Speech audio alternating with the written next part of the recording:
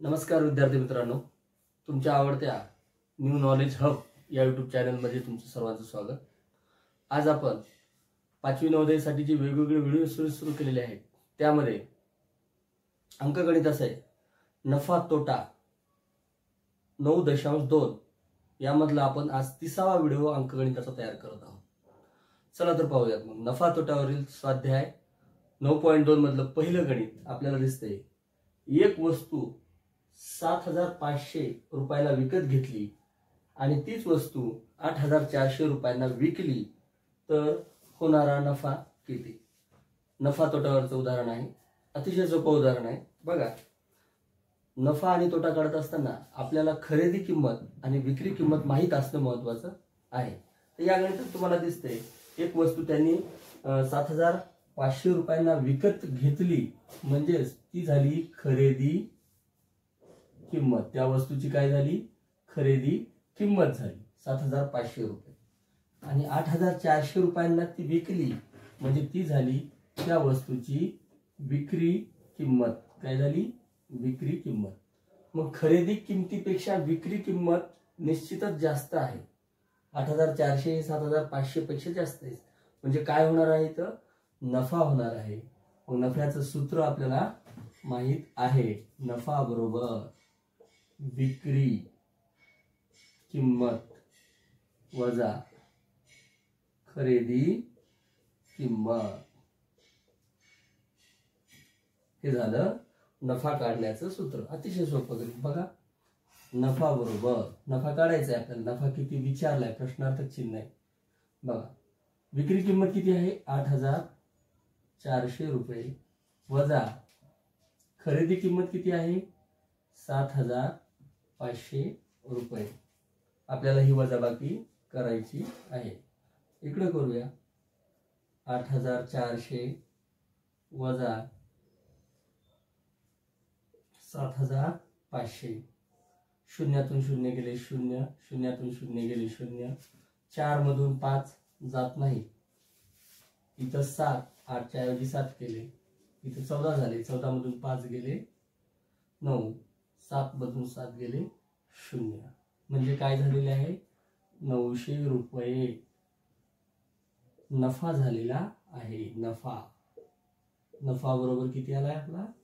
900 रुपये। अर्थातच पर्याय या प्रश्नाचं उत्तर पर्याय सी हे येणार आहे। सोपं गणित। त्यानंतरचा प्रश्न पाहूया।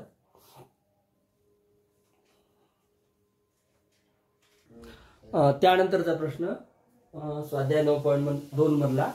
बघा, एका माणसानं काय केलं? एक सायकल खरेदी केली 450 रुपयाला आणि तिच्या दुरुस्तीवर खर्च केला 50 रुपये आणि ती सायकल 600 रुपयांना विकली तर त्याचा नफा किती। असं गणित आल्यानंतर या गणितामध्ये एक मुद्दा नवीन लक्षात येतो आपल्या, की दुरुस्तीवरचा खर्च। काय? दुरुस्तीवरचा खर्च। बघा, एखादा दुकानदार एखादी वस्तू आणत असतो तेव्हा मूळ दुकानदाराला काहीतरी पैसे देऊन खरेदी करत असतो। ती झाली त्याची मूळ खरेदी किंमत। पण तो त्याच्या घरापर्यंत आणेपर्यंत त्याला किंवा ती वस्तू नीट करेपर्यंत त्याला दुरुस्तीवरचा खर्च लागतो। कधी कधी जकात लागते, कधी कधी टेम्पोचा खर्च लागतो, म्हणजे वाहनाचा खर्च लागतो। तो हा जो खर्च आहे तो सर्व खरेदी किमतीत आपण मिळवायचा आहे, हे लक्षात ठेवायचं। म्हणजेच एखादी वस्तू 5 रुपयाला पेन आणली, बघा, दूरच्या गावाहून 5 रुपयाला पेन आणली, पण त्याला तिकिटाला काय पैसे लागले आणि ती पेन पडली त्याला 6 रुपयाला।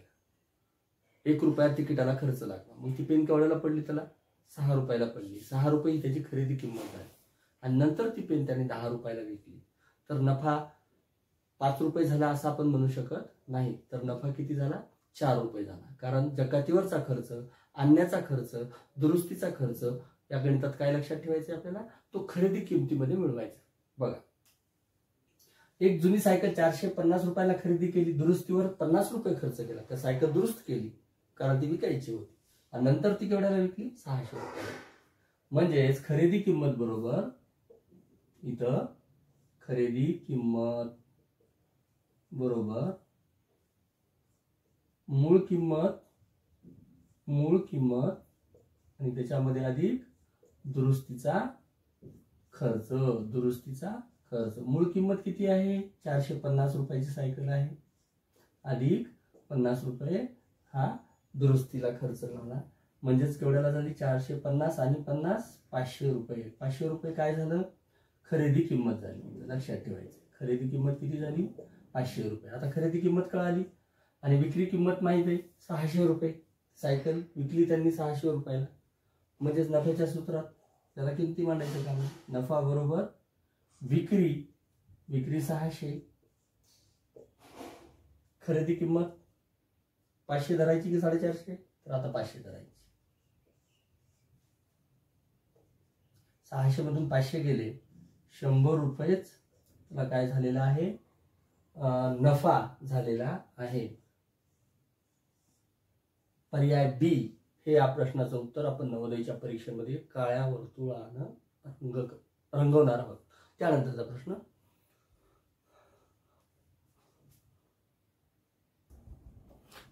प्रश्न, प्रश्न क्रमांक 3 नंबरचा बघा. एका माणसाने एक टेबल 650 रुपयाला खरेदी केला, दुरुस्तीवर 50 रुपये खर्च केला आणि 840 रुपयाला विकला, तर त्याला नफा किती झाला? परत तेच गणित आहे. मूळ टेबलची खरेदी किंमत किती आहे? 650 रुपये, अधिक हे 50 रुपये आपल्याला दुरुस्तीवरचा खर्च जो आहे त्याच्यामध्ये ऍड करावं लागेल, त्याची बेरीज करावं लागेल, मिळवावं लागेल. म्हणजे 650 आणि 50 700 रुपये ही काय झाली? त्याची खरेदी किंमत झाली. मूळ खरेदी किमतीमध्ये हे दुरुस्तीचा खर्च मिळवल्यानंतर आता आपल्याला खरेदी किंमत कळाली, विक्री किंमत कळाली. विक्री किंमत खरेदी किमतीपेक्षा जास्त आहे. जेव्हा विक्री किंमत जास्त असते तेव्हा काय होतं? प्रॉफिट म्हणजेच नफा होतो. तर नफा बरोबर आता आपल्याला सूत्रात किमती मांडून देऊ. विक्री किंमत वजा खरेदी किंमत. नफा बरोबर विक्री किंमत किती आहे? 840 रुपये वजा 700 रुपये. काय झालं? 800 मधून 740 रुपये गेले, म्हणजे 140 रुपये त्या माणसाला काय झालेला आहे? नफा झालेला आहे. आपल्या प्रश्नाचं उत्तर पर्याय सी. आपल्याला तर लिहायलाच वेळ लागतो, त्याच्यापेक्षा गणित सोपं आहे, अतिशय सोपं गणित. त्यानंतरचा पहा.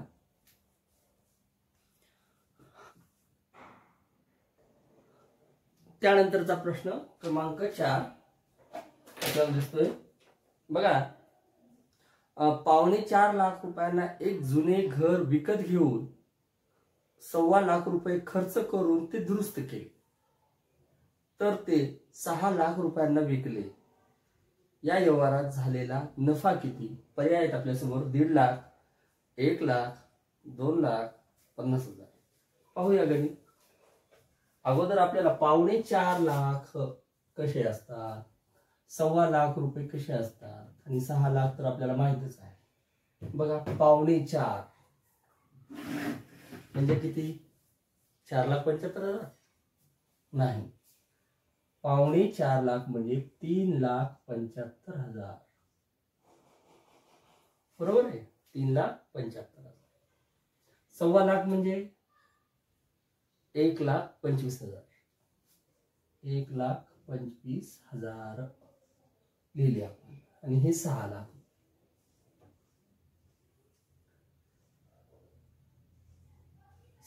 रुपये. बघा आता खरेदी किंमत माहित पाहिजे आपल्याला आणि विक्री किंमत माहित पाहिजे. खरेदी किंमत काय आहे? मुळात घर केवढ्याला घेतलं होतं? 3,75,000 रुपयाला. अधिक काय केलं त्यांनी? दुरुस्ती केली ना त्या घराची, नंतर विकलं ते. 1,25,000. या दोघांची बेरीज करावं लागेल. 1,25,000 2 0 5 5 10 0 हात चाला 7 1 8 2 10 0 हात चाला 3 1 4 1 5 5 लाख रुपये काय झाली? ही झाली खरेदी किंमत. आता खरेदी किंमत आली. मी तुम्हाला सांगितलं मागच्या गणितामध्ये दुरुस्तीवरचा खर्च, वाहनाचा खर्च आहे की नाही, जकात म्हणजे जे येताना टोल नाके लागतात तिथं पैसे द्यावे लागतात त्याचा खर्च, हा कशात धरायचा आपल्याला? खरेदी किंमत. म्हणजे या वस्तू, या घराची खरेदी किंमत किती झाली आता? 5 लाख रुपये. विक्री किंमत तर आपल्याला माहिती आहे 6 लाख रुपये. मग विक्री किंमत जास्त आहे की खरेदी किंमत जास्त आहे? विक्री किंमत जास्त आहे खरेदीपेक्षा. म्हणजेच या व्यवहारात त्याला काय होणार आहे? नफा होणार. विक्री किंमत जास्त नफा, खरेदी किंमत जास्त तोटा. म्हणून टाकू सूत्रामध्ये आपण नफा बरोबर विक्री किंमत वजा खरेदी किंमत. विक्री किंमत किती आहे? 6 लाख. खरेदी किंमत किती आहे? ही आली आता. 3,75,000 नाही घेत, 3,75,000 नाही घेता येणार फक्त आपल्याला. त्यात 1.25 लाख अधिक मिळवावे लागतील. म्हणजे झाले किती? 5 लाख. तर किती येईल? 6 लाखातून 5 लाख गेले.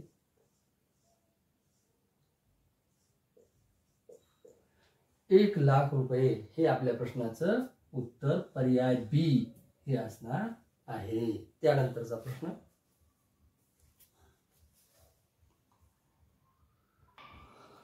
त्यानंतरचा प्रश्न बालमित्रांनो 5वा बघा. एका माणसाने एक स्कूटर 47,000 रुपयाला खरेदी केली. किती हजार रुपयाला खरेदी केलं? 47,000 रुपयाला खरेदी केलं.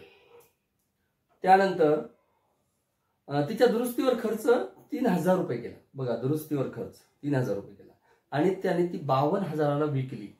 तर त्याला त्याचा नफा किंवा तोटा किती? या गणितामध्ये नफा किंवा तोटा विचारलाय. नफा किती व तोटा किती आणि आपल्यालाच काढायचंय. नफा झालाय की तोटा झालाय? बघा, पहिला पर्याय आहे नफा 2,000, दुसरा पर्याय तोटा 5,000, तिसरा पर्याय तोटा 2,000, चौथा पर्याय नफा 5,000. चला पाहूया आपण. बघा, स्कूटर 47,000 रुपये, 47,000 रुपयाला खरेदी केले आणि दुरुस्तीवरचा खर्च 3,000 झाला. म्हणजे मग खरेदी किंमत किती झाली? खरेदी किंमत बरोबर हे 47,000 रुपये अधिक हे 3,000 रुपये. 47 आणि 3,000 किती होतील? 50,000 रुपये होतील. 50,000 रुपये. काय झालं? 50,000 रुपये ही झाली त्याची खरेदी किंमत. आता विक्री किंमत माहिती आहे आपल्याला 52,000. मग खरेदी किंमतीपेक्षा विक्री किंमत लहान आहे की मोठी आहे? मोठी आहे, 52,000. मग काय होईल या व्यवहारात? या व्यवहारात काय होईल? नफा होईल की तोटा होईल? खरेदी किंमतीपेक्षा विक्री किंमत किती आहे? जास्त आहे. 52,000 आहे विक्री किंमत, खरेदी किंमत 50,000 आहे. म्हणजे निश्चितपणे या व्यवहारात नफाच होणार आहे. नफ्याचं सूत्र बघा, विक्री किंमत वजा खरेदी किंमत. विक्री किंमत किती आहे? 52,000ला विकली त्यांनी. खरेदी किंमत पूर्ण किती झाली? मूळ खरेदी आणि दुरुस्तीचा खर्च मिळून 50,000 झाले. बघा, 52 मधून 50,000 गेले तर 2,000 काय झाले? नफा झालेला आहे. पर्याय कोणता येईल आपला? नफा 2,000. नफा 5,000. 5,000 नाही झाला, नफा झालाय पण 2,000 झालाय. पर्याय बी ए हे आपल्या प्रश्नाचं उत्तर. पर्याय ए आपल्या प्रश्नाचं उत्तर आहे. त्यानंतरचा प्रश्न पाहूया. हा त्यानंतरचा प्रश्न 6वा स्वाध्याय 9.2 मधला पहा. राहुलने जुना दूरचित्रवाणी संच 3,000ला विकत घेतला. त्याने त्याच्या दुरुस्तीवर 300 रुपये खर्च केले आणि त्याने तो संच 3,500 रुपयाला विकला. तर त्याला किती नफा झाला? दूरसंचवाणी संच म्हणजे एक टीव्ही आहे. बघा, काय आहे? टीव्ही आहे. काय केला तो? त्यांनी मूळ खरेदी किंमत काय आहे? मूळ 3,000 रुपये. आधी खरेदी किंमत काढूया. बघा, खरेदी किंमत बरोबर 3,000 रुपये अधिक 300 रुपये. काय केले त्यांनी? दुरुस्ती केली त्याला. म्हणजे झाली किती? 3,300 रुपये ही झाली त्याची खरेदी किंमत. आता काय झालंय? दुरुस्तीवर खर्च केल्यानंतर विकला कितीला? 3,500 रुपयाला. म्हणजे विक्री किंमत पण आपल्याला मिळालेली आहे. मग आता नफा झाला का तोटा? बघूया. नफा किती? नफा बरोबर विक्री किंमत वजा खरेदी किंमत. नक्कीच तुम्हाला कळलं. 3,300 पेक्षा 35, 3,500 मोठे आहेत. म्हणजे विक्री किंमत मोठी आहे तेव्हा नफाच होत असतो. मग 3,500 विक्री किंमतच्या खाली विक्री किंमत लिहिली. खरेदी किंमतच्या खाली खरेदी किंमत लिहू 3300. तर 200 रुपये काय झाले नफा. नफा किती झालाय 200 रुपये. पर्याय ए हे आपल्या प्रश्नाचं उत्तर असणार आहे. अशा पद्धतीने विद्यार्थी मित्रांनो आज आपण स्वाध्याय 9.2 नफा तोटा या प्रकरणाचा इथं संपतो. हे प्रकरण सुद्धा इथं संपतं. अशा पद्धतीने अंकगणिताची एकूण आपण आजपर्यंत 30 व्हिडिओ तयार केलेले आहेत. आता आपण त्यानंतरचं प्रकरण नंतरच्या व्हिडिओमध्ये पाहू. तोपर्यंत तुम्ही व्हिडिओ पुन्हा पहा. डोळ्याची काळजी घ्या. मोबाईल थोडा दूर ठेवा. न्यू नॉलेज हब या चॅनलला लाईक शेअर आणि सबस्क्राईब करा आणि बेल आयकॉन दाबायला विसरू नका. जेणेकरून काय होईल नवीन नवीन व्हिडिओ मी जेव्हा बनवेल तेव्हा तुमच्यापर्यंत सहज पोहोचतील. आता त्यानंतर आपण भेटणार आहोत पुढच्या व्हिडिओमध्ये. तोपर्यंत आपण थांबूया.